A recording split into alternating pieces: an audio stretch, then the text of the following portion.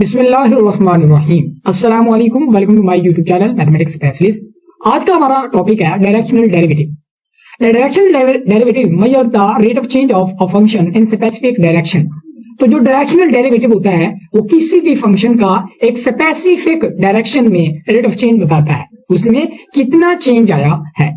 Mathematically इसको लिखते हैं, हमारे पास कोई function f of x, y and z है एंड यूनिट वेक्टर उसमें क्या है, u है, यानी कि जिसकी तरफ उसका हम रेट ऑफ चेंज देखना चाह रहे हैं, ये वो फंक्शन है।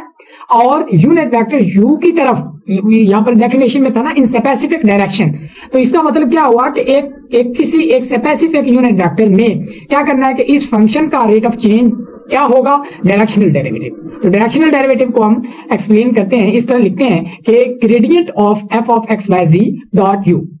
अब ये जो gradient of f of x होता है ये बराबर होता है, ग्रेडियंट किसी फंक्शन का ले रहे हैं तो वो partial derivative of with respect to x plus with respect to y plus with respect to z के इक्वल होता है।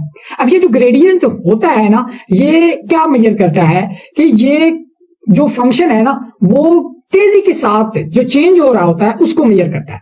ठीक है, अब वो जो चेंज है जो कि तेजी के साथ जो है वो इंक्रीज हो रहा है, ये डिक्रीज हो रहा है चेंज किसी भी फंक्शन में, जब हम उसका डॉट प्रोडक्ट लेते हैं किसी एक यूनिट वेक्टर u के साथ, इसका मतलब क्या होगा कि हम ये कंसीडर करेंगे कि ये जो फंक्शन है वो इस यूनिट वेक्टर की डायरेक्शन में कितने रेट से चेंज हो रहा है, इसको हम क्या कहते हैं, डायरेक्शनल डेरिवेटिव कहते हैं। इसको इस तरह से भी एक्सप्लेन किया जा सकता है।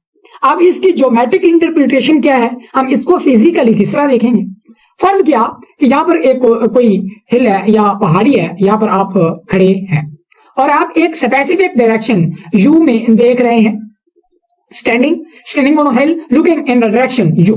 अब u की डायरेक्शन में आप देख रहे हैं। अब ये जो डायरेक्शनल डेरिवेटिव होगा ना वो क्या करेगा, steepness of the hill in the direction u, वो डायरेक्शन u में क्या करेगा कि पहाड़ी जो है वो सिलसिले में आप खड़े हैं, ठीक है, एक पहाड़ी पर खड़े हैं, किसी एक स्पेसिफिक डायरेक्शन u में देख रहे हैं, तो ये जो डायरेक्शनल डेरिवेटिव होगा उसकी स्टीपनेस मतलब क्या होगा, इसका मतलब ये है कि जहां पर आप खड़े हैं वहां से उसकी ढलवान कितनी है, ढलवान उसकी पड़ रही है, यानी कि वो आगे से ऊंचा रास्ता आ रहा है या वहां से जो है वो आप नीचे की तरफ तेजी से जा रहे हैं। तो ये जो डायरेक्शनल डेरिवेटिव होता है वो इसको मेजर करता है कि जहां पर आप खड़े थे उसको हम कह देते हैं कि वो function f of x y z है। अब यहां से आप किसी एक स्पेसिफिक डायरेक्शन में चलना शुरू किए, तो अगर आपने क्या किया कि आप अपवर्ड जा रहे हैं, ठीक है, अपवर्ड जा रहे हैं, तो इसका मतलब उसकी स्टीपनेस जो है वो पॉजिटिव है, आपका जो फंक्शन है वो तेजी से इंक्रीज कर रहा है। ठीक है, इसके बाद अगर आपकी स्टीपनेस नेगेटिव का मतलब ये है कि आप नीचे की तरफ आ रहे हैं, डाउनवर्ड आ रहे हैं, ठीक हो गया, आप नीचे की तरफ मूव कर रहे हैं तेजी से, तो जो तेजी से मूव कर रहे हैं और किस डायरेक्शन में, u की डायरेक्शन में, तो जब हम उनका दोनों का डॉट प्रोडक्ट लेंगे तो इसका मतलब क्या होगा कि आप डायरेक्शनल डेरिवेटिव को फाइंड करना चाह रहे हैं। इसके बाद rate of change of altitude as you move in the direction u, यानी कि उसकी एल्टीट्यूड को मेजर करेगा जब आप u की डायरेक्शन में मूव करेंगे। अब इसकी जो है वो इसका इस्तेमाल क्या है, जब भी शाह लोग जो हैं वो पहाड़ी सिलसिला में जाते हैं, पहाड़ी सिलसिला में घूमने के लिए जाते हैं, तो वो इसी चीज का इस्तेमाल करते हैं कि यहां से जो हमारे पास स्टीपनेस है, अपवर्ड है या डाउनवर्ड है, वो कितनी है, हम किस रफ्तार में चलें, ठीक है, अब किस रफ्तार में हमें चलना चाहिए। इसके बाद जो एयरक्राफ्ट होते हैं उसमें भी डायरेक्शनल डेरिवेटिव का बेदरेग जो है वो इस्तेमाल होता है, वहां पर भी आपने क्या करते हैं कि वो डायरेक्शनल डेरिवेटिव को ही एयरक्राफ्ट जो है वगैरह जो वो इस्तेमाल करते हैं। आप चलते हैं बुक की तरफ, बुक वाले ने इसको किस तरह एक अरेंजमेंट के साथ इसको एक्सप्लेन किया है। तो यहां पर क्या है कि directional derivative and gradient vector, अब यहां पर वो ये बता रहा है कि ये किसी एक जो है वो हमारे पास स्पेसिफिक पार्क की एक ग्राफ बना हुआ है। अब यहाँ पे ये जो लहरें हैं ये स्टीपनेस को शो करवा रही हैं कि कितनी तेजी से वो ऊपर जा रहा है या नीचे आ रही है, डाउनवर्ड है या अपवर्ड है। तो जो इसकी मेजरमेंट है इसको डायरेक्शनल डेरिवेटिव कहा जाता है। अब 4.14 में हम किसी भी एक फंक्शन होता था जो कि डिपेंड कर रहा होता था x y for example F x और वाई पर डिपेंड कर रहा था, इसका हमने डेरिवेटिव लेना था विद रेस्पेक्ट टू टी, यानी कि किसी एक थर्ड डेरिवेटिव के लिहाज से हमने इसका डेरिवेटिव लेना होता था। तो हम ये जो है वो डेफिनेशन यूज करते थे कि partial derivative with respect to X जिस पर वो डिपेंड कर रहा है into partial derivative with respect to T, Y का derivative with respect to T. तो ये 14.4 में मैं आपको मुकम्मल तौर पे जो है वो इसको एक्सप्लेन कर चुका हूं। इसके बाद अब हम चलते हैं कि हमारे पास ये एक लाइन है, यहाँ पर ये एक जो है वो रीजन आर है, ये एक लाइन है। अब यहाँ पर क्या होगा कि कोई भी हमारे पास एक फंक्शन है, ठीक है, या फॉर एग्जांपल ये लाइन है, तो यहां से लाइन चली है किसी एक स्पेसिफिक पॉइंट से यहां तक जाएगी। तो लाइन की पैरामीट्रिक इक्वेशन क्या थी, x is equal to x naught plus S U one, और y को एक दूसरी लाइन है y is equal to y not plus S U two, ठीक है। तो ये इसकी parametric equation of the line थी।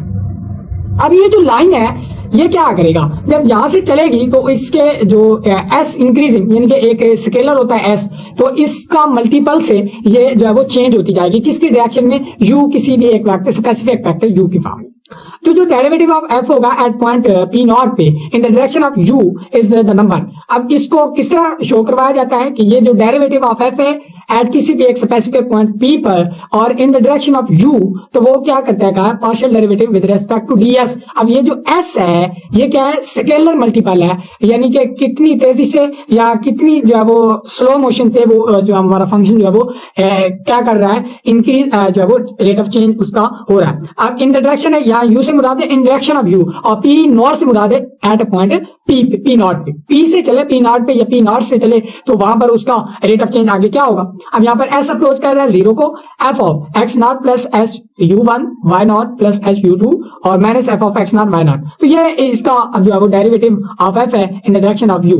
तो इसको हम the direction derivative is defined also denoted by, इसको हम डायरेक्शनल डेरिवेटिव की डेफिनेशन है, इसको हम इस तरह से भी करते हैं कि directional derivative of f at point p naught in the direction of u।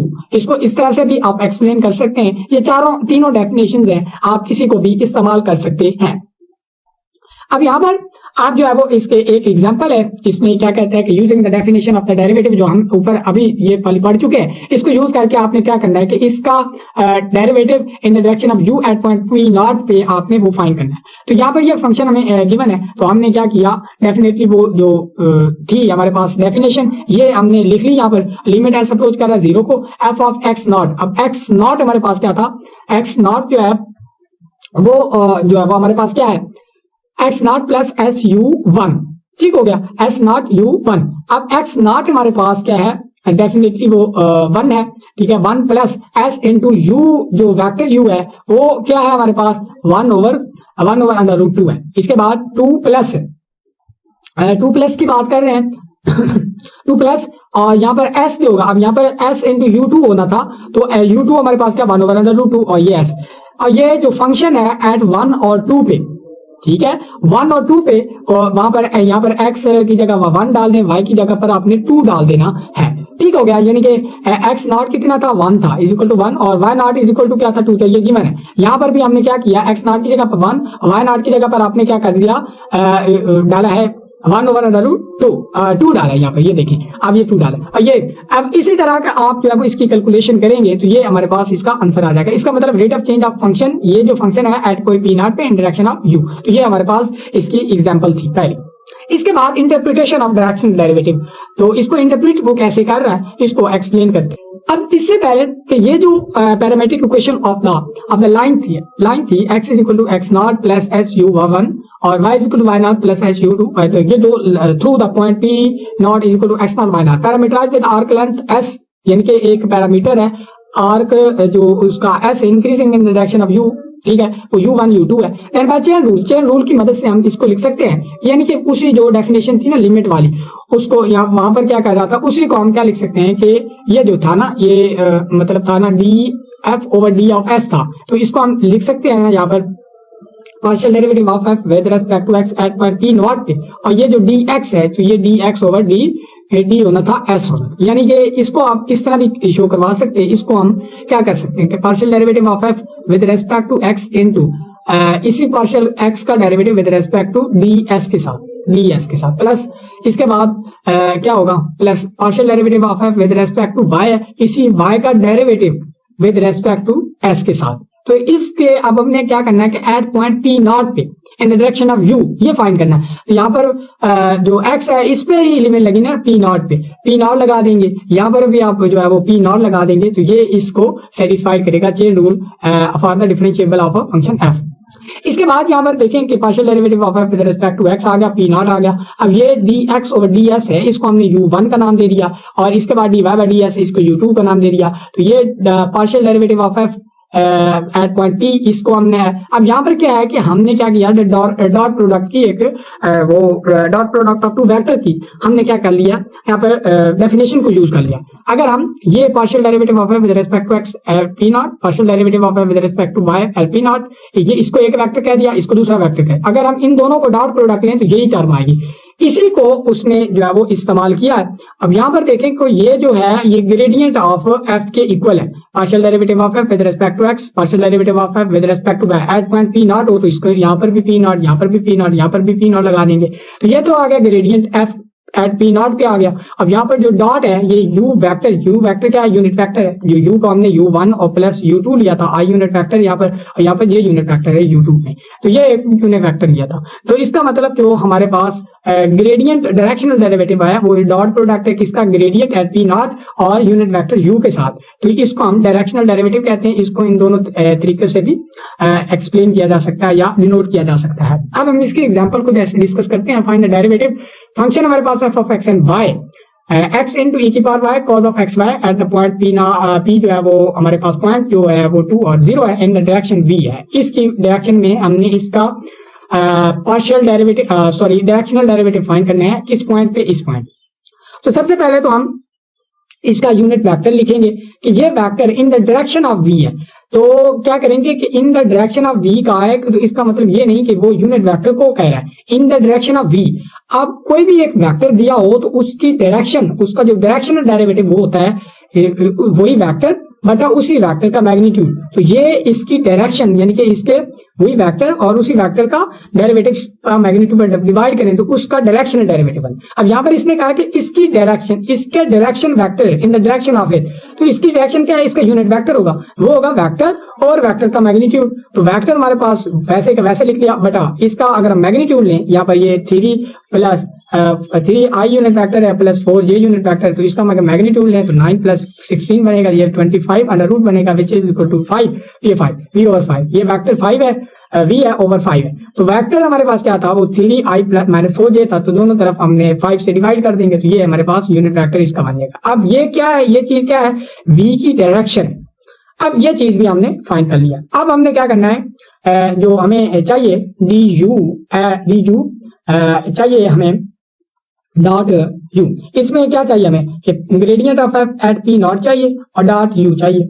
अब हमने क्या करना है कि यू तो हमने फाइंड कर लिया, इसके बाद ग्रेडियंट ऑफ एफ, तो ग्रेडियंट ऑफ एफ होता है एफ का एक्स के लिहाज से डेरिवेटिव फिर वाई के लिहाज से डेरिवेटिव। अगर वो 2 वेरिएबल पर डिपेंड करे, अगर वो 3 पर डिपेंड कर रहा है तो 3 वेरिएबल के साथ डेरिवेटिव लेना। एफ एक्स यानी कि पार्शियल डेरिवेटिव ऑफ एफ, ये किसके गए, partial derivative of F with respect to x.